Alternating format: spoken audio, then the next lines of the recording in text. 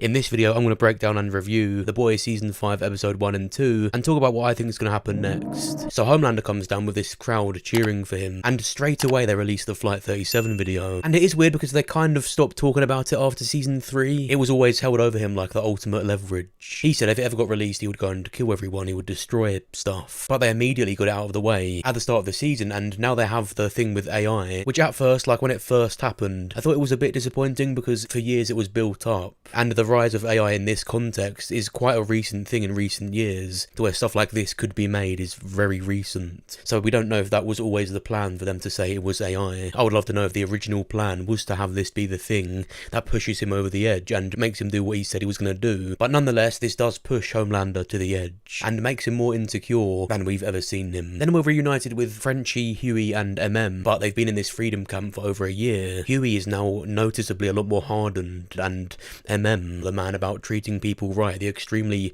hygienic man with OCD, is fighting and drinking out of a toilet. He's later the only one drinking out of Hughie and Frenchie. But in episode 2, when they go to Rockhard's place, he comes across Countess Crow and she gets all scared. Starlight says to tie her up for the virus, but after talking to her, we see this change, or perhaps this reminder to MM, and when Soldier Boy ends up dying, or so they thought, he didn't enjoy it like you think he would. This is the man that could barely handle getting close to him without being reminded that he killed his family. Frenchie trying to hype it up like this is what he wanted, but he didn't. He wasn't happy about it, which is a big change from what we saw just in the episode before. And then we see he saved Countess Crow. It reminded him that they are people, because he was so different at that camp. So this to me tells me that when Butcher wants to go further, MM will be one of many that try to stop him, and now that Butcher is so much darker and even less reserved than usual, he really is at risk of having his comic death. Then we see Butcher go back to London to see his dad, and he goes in there and he points to a trophy Lenny got when he was younger for doing magic, how he was happy until he came home and his dad called him a little puff. You shouldn't laugh. And it's implied that he actually came back here to kill his dad. And as far as we know, he did, because of how he raised them. And of course, when Butcher left to join the military, Lenny couldn't deal with it and he did himself in. And now his mum's even passed. Again, we saw this V'd up tumour, this symbiote, manifested as Joe Kessler, is continuing to get him to go down the path of revenge. Not just in Homelander and the Supes, but his dad. Almost like he doesn't expect to come back here. He's ticking boxes off, which kind of just makes me think even more so that he's definitely going to die. I really don't want him to, and in the back of my mind I want to think he could appear in The Boys Mexico, either set before or after Season 5, as we know he drove off. The Flight 37 video has really knocked Homelander off course, because now people are even more scared of him, which brings us to this scene that I loved of the Deep finding A-train, and A-train says to the Deep that he's scared, and his whole story is funny, so we rarely get these moments where someone gets through to him, which, just like I've said with Firecracker, is a massive thing in, I think, deciding what happens to them at the end. When 98% of the Deep story is facetious, it's a joke, then there's the rest of it of him being beat down. He's another horrible Supe that you think will die, but I really think with how facetious his story has been, there is a chance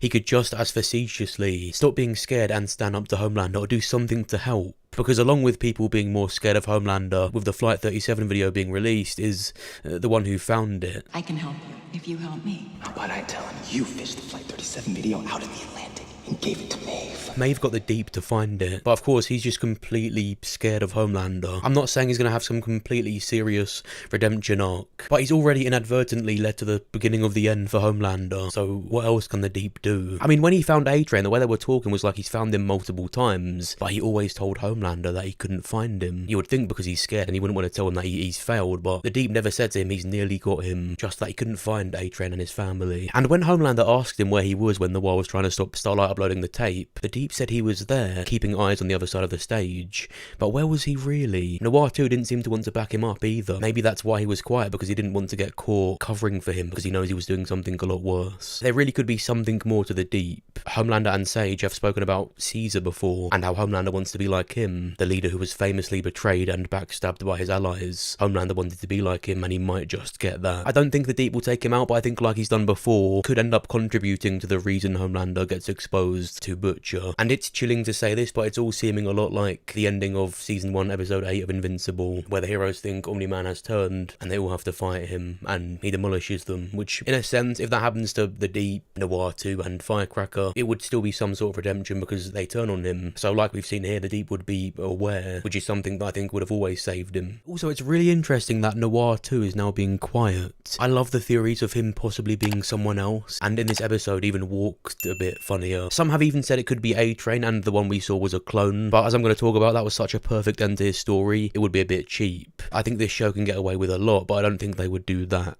And a big part of that is because Homelander can see through the mask. I see through that mask. I mean, literally, I can see your face. Unless he put zinc in it back when Noir 2 took over, so that he doesn't have to see that it's not the real Noir. But I think that might be a bit complicated to explain. So on the small chance this is anyone else, it would be someone that Homelander knows about. So as he's getting more insecure and worried about what could happen to him, he could have made this a clone Homelander with a Supe we've not seen yet. This show can do anything like that. Some people have also said it could be Sam from Gen V. He even has the same walk at some point. Now the biggest thing I think would contribute to that theory is back in season 4 of The Boys when Sam and Kate were with Homelander and he gives them that speech about not being beloved celebrities anymore but being wrathful gods when the time comes, and says, "Will you answer the call?" While looking at Noir, he notices and turns to Homelander almost like he's saying, "Why are you looking at me?" Then Sam asks, "How will we know when the time comes?"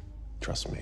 You'll know. This was back when Kay had just mind-controlled Sam to not feel anything, so as far as Homelander knows, he would be the perfect person to be the new Noir. But of course, in season 2, after season 4 of The Boys happened, he was snapped out of it. So what could have happened is Homelander has now grabbed him back in, but he's no longer empty, so he would be as scared and as unsure as Noir 2 has been. Now, Sam and Kate were with Homelander helping them here, but in season 2 of Gen V, they went back. But that doesn't matter, they could be undercover, and Homelander might not know about that yet. Maybe the whole point is that Sam has gained his trust and will do something that helps Butcher kill him, and that would also be a really good way to get more people watching Gen V, as that will be the show leading the furthest into the timeline. But again, whoever it is, Homelander would have to know about it unless he's put zinc in the suit. I don't know if I would go as far to believe it's the first Noir again, because his fighting wasn't as good and he's still acting goofy like Noir 2. You know, maybe someone put OG Noir back together and he's got machinery on him and that's why he comes across as a bit bigger. But I would love if they were doing some sort of Homelander Noir reveal from the comics. Maybe at some point when we think Homelander dies, the real one is revealed. Maybe the Deep will say the wrong thing, maybe admit something he shouldn't. But of course, the whole thing we're meant to believe is this is Noir 2, he's just method acting. This extra method acting could even be brought on by him being even more scared by Homelander now, as in season 4 he was constantly talking and going out of line, annoying Homelander. Now he knows to stay in line. Or maybe in the year that Homelander's been the leader, he's disfigured him or taken out his tongue, and that's why he's so quiet and blithely scared. Done something to make him like Noir 1. But these are all really fun theories, and I think that's what they should be. Obviously the show's told us this is Noir 2. I don't think anyone's saying it has to be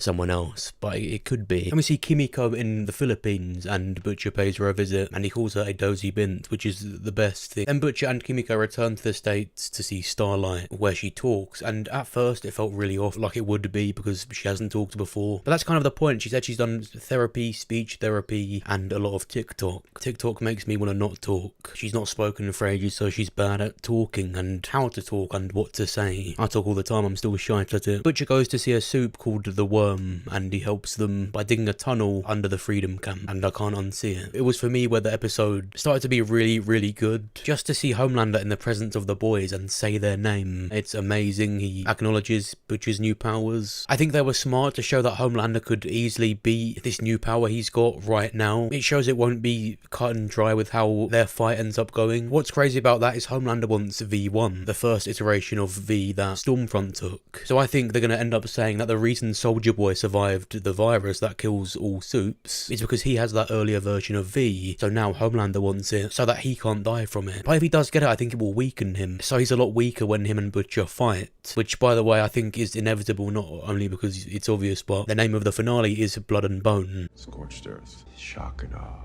blood and bone. In the end, only one of us left standing. So it's going to be, I think, amazing. Earlier in the episode, A-Train said he couldn't help them, but then we see he's taken his brother and nephews to France, and he's immediately sad and down. And I think it's because as soon as he left after seeing Starlight and Kimiko, he knew that he would end up helping them, and that's what he does. Homelander tries to take Hughie out in front of Butcher. A-Train comes in and saves everyone. Homelander sees him, so he runs, and Homelander flies with him. He's that fast. And I think one of the best things this episode, perhaps in the whole show, is is as he's running away, he sees a woman in the road. When we first saw A-Train, he killed Robin, but here he gets to move out of the way. I love the poetry of that. And in moving out of the way, he goes flying and injures himself. Homelander confronts him. And I think this may be one of the most hard-hitting scenes in The Boys ever, and it really gets to Homelander. It's such amazing acting on both sides. I don't think any character has ever gotten to Homelander like this did. With what A-Train said here, without his powers he's nothing, that makes me think that ending that people have theorised about Homelander not dying but losing his powers really could be on the table. Episode 1 was a 10 out of 10. I think it's an amazing end to A-Train's story. There are things I think of that I think I would have loved to see with his fate. For example, his nephews and brother, seeing him save someone on the news fighting Homelander and he dies doing that, or Hughie sees him die. I think what they did was really good. And it's like his brother said, he kind of did save them already. I wasn't sure how to feel about them learning that A-Train died off screen, because after all, so much of this side of the show now on the boys' side is about seeing some of these Supes as people. People have said Marie could bring him back, but I think the reason she was able to bring her sister back is because Marie has blood manipulation powers, and Annabeth had lost a lot of it to die. She has blood powers, not reattaching heads and necks powers. Butcher says with how Hughie is, he's gonna get Starlight killed. Hughie says Butcher's the one that's gonna get Starlight killed, but he won't let him, which to me is a massive foreshadowing that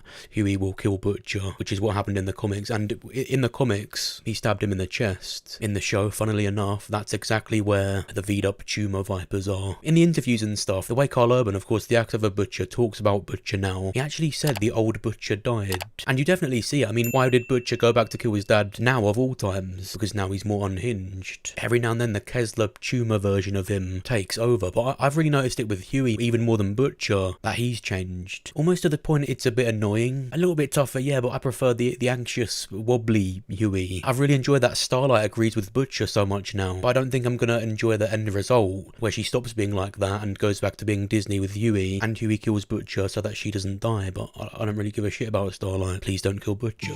I think it's so much more interesting what they're doing with Starlight being like that. You know, they've started the season off so different, but I think we'll slowly sort of be reeled back into how they were. You might remember in my recent videos I spoke about those scenes that characters had in season 4 of being able to escape all the chaos of the show but chose not to. MM had one, Ashley and Victoria Newman. There was another one in episode 2 with Kimiko and Frenchie. Frenchie said, "Let me take you away. You didn't see what the virus did," but she said she has to stay. This is how she could make it right. And the way this scene went with the sad music too, I do think Kimiko will likely die now. Before I thought it was more likely Frenchie did and Kimiko could go on, but this made me think Kimiko and Frenchie not as likely now. Or of course both of them, like the comics said. Talking of Ashley, we also see her power, and she's got another face on her head that talks to her, so her superpower is basically a slightly more clever conscience, which is a bit unsatisfying. I just think Homelander's going to hear it and give her a head-related fate. She had a chance to leave and now she's trying to climb to even more power. I don't see it going well for her at all. With that being said, maybe that's the point of it. Maybe after Homelander's defeated, she gets to be the boss of war, but I don't think that would be the full circle moment that we're seeing these characters are being given. No.